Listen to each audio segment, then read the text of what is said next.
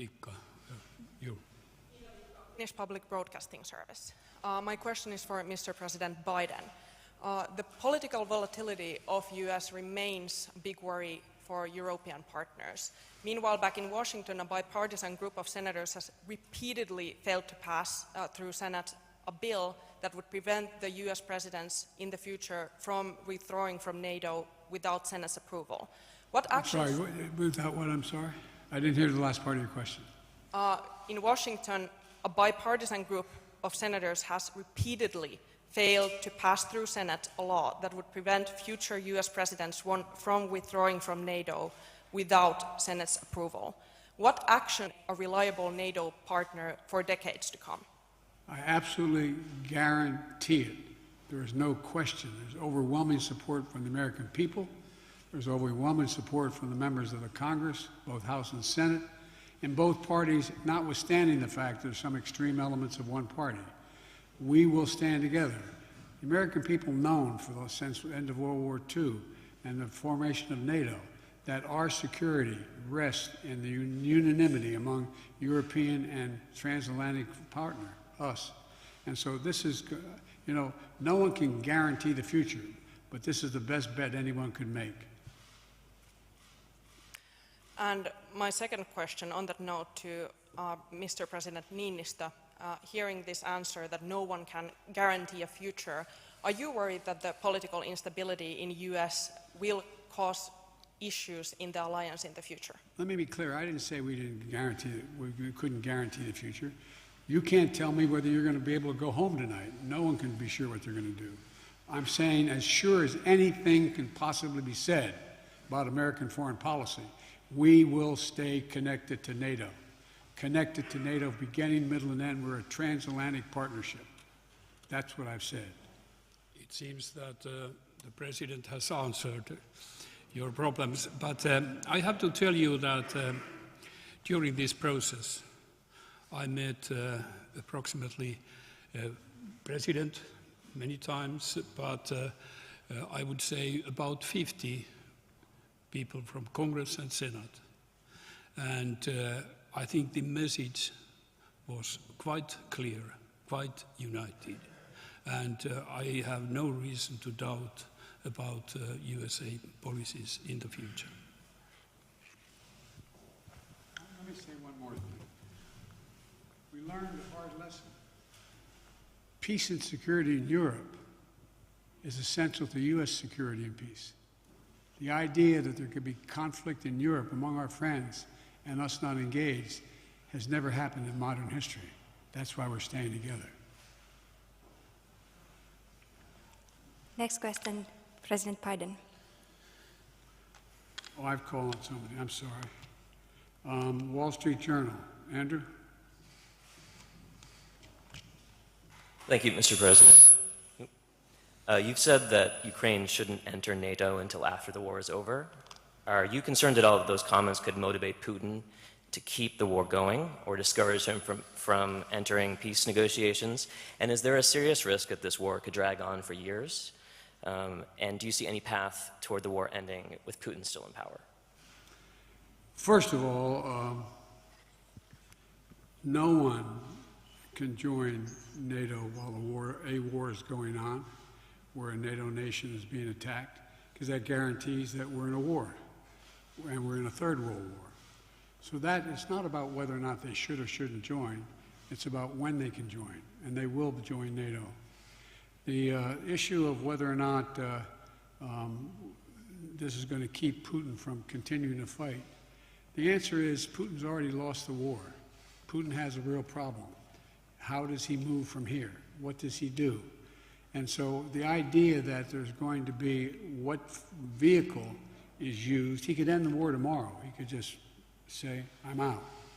But what agreement is ultimately reached depends upon Putin and what he decides to do. But there is no possibility of him winning the war in Ukraine. He's already lost that war. Imagine anyway, he's already lost that war. Just on the question of a concern about it going on for years. Is there a possibility that there's a stalemate and this I'm becomes sorry, the question of whether the war could go on for years? Is there a possibility there's a stalemate and it can continue for quite some time? well, I don't think the war can go on for years for two reasons. Number one, I don't think that that Russia could maintain the war forever, number one, in terms of their resources and capacity. Number two, I think that there is going to be a circumstance where eventually President Putin is going to decide it's not in the interest of Russia, economically, politically, or otherwise, to continue this war. But I can't predict exactly how that happens. My hope is, and my expectation is, you'll see that Ukraine makes significant progress on their offensive, and that it generates a negotiated settlement somewhere along the line. And I have a question for the Finnish president, but I would be remiss if I didn't raise my colleague Evan Gershkovich, who's been in prison for more than 100 days. And I just wondered if you had an update on the process for trying to get him out of prison, and if you're serious about a prisoner exchange. Well, I'm serious about prisoner exchange. I'm serious about doing all we can to free Americans who are being illegally held in Russia or anywhere else for that matter. And Do you envision the possibility of the U.S. having a permanent military base in Finland? Like I told, we are discussing on DCA, the Defense Cooperation Agreement, and it has a lot of elements. They are still open, but we are open on negotiations, and I know that our counterpart is also very open. So let us see. Next question goes to President Niinistö, please. Yes, it's Helsingin Sanomat and Elina Väntönen. Thank you, Mr. President. And my question is for Mr. President Biden. okay. Or should I just say President Biden? You have repeatedly talked about Finlandization becoming NATOization of Finland. Now, based on Sorry, what nation? You have repeatedly talked about Finlandization Oh, becoming NATOization of Finland. Based on your long experience, how does that change Finland's place in the world?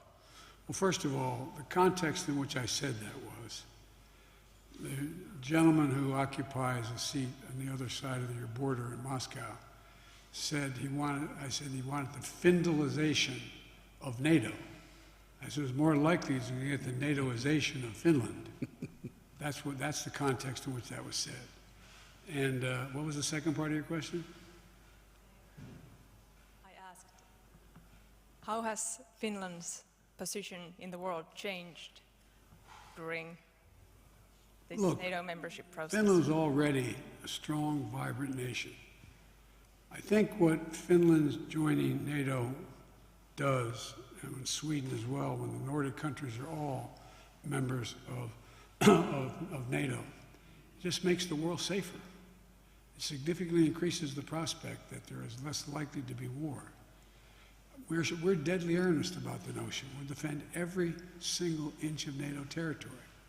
And now we're on a way of getting to 32 NATO nations. That's a significant commitment. And so the likelihood of any nation voluntarily deciding they're going to attack one of the nations or Finland is highly unlikely. And so, but if it were to, they understand they're not just attacking Finland, they're attacking 31 other countries. Next question, President Biden, please. Oh, I'm sorry. I guess it's Arlette, CNN. Oh, thank you, Mr. President. We've seen more disarray with Russian generals, most recently with the firing of a general who criticized the defense ministry, this following that rebellion by Prigozhin. Does this raise any new concerns about Putin potentially doing more drastic things regarding Ukraine, like nuclear weapons, or potentially against the U.S., like election interference? Well, first of all, they're already interfered in American elections, so that would not be anything new. They did that last time they tried to.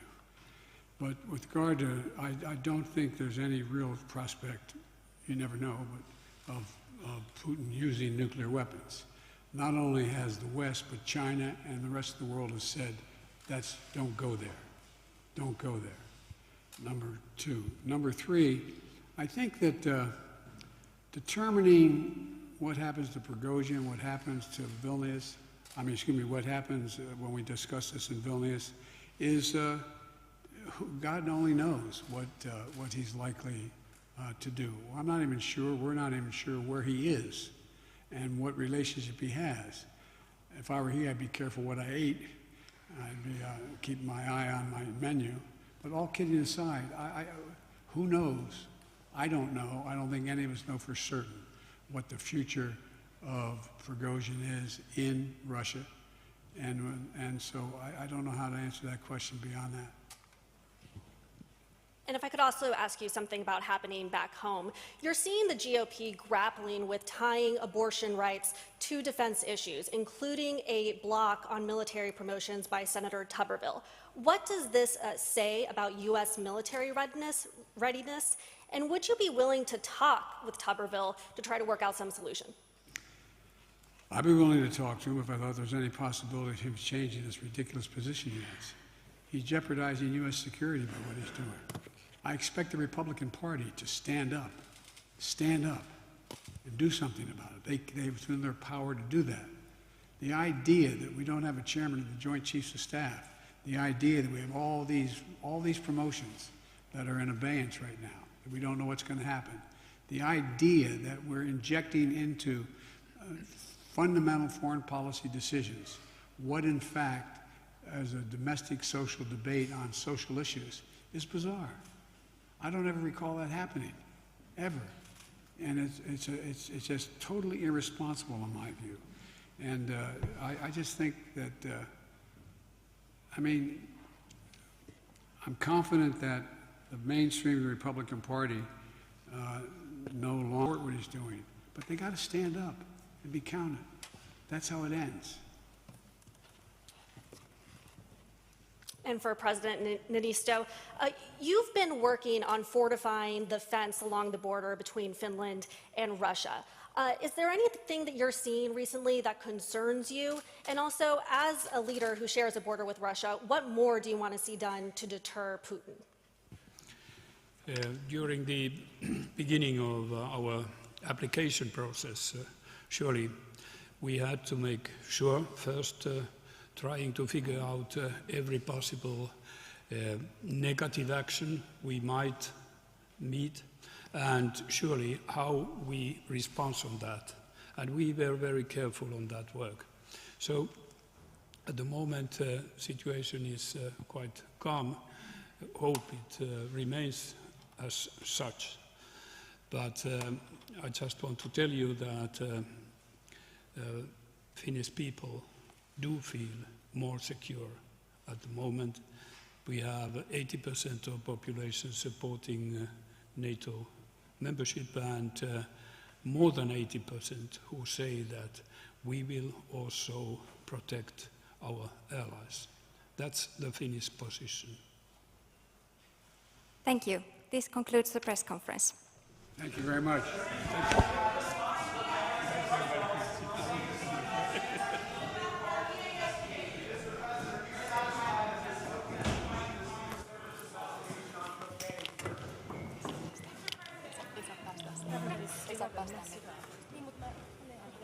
Niin ne, joo, ne vaan. Odotetaan hetki. Onks teillä on aulassa joku sitten siellä? Teillä on aulassa? On, joo. Voin varmaan siirtyä tähän ylempään. Nehän menee...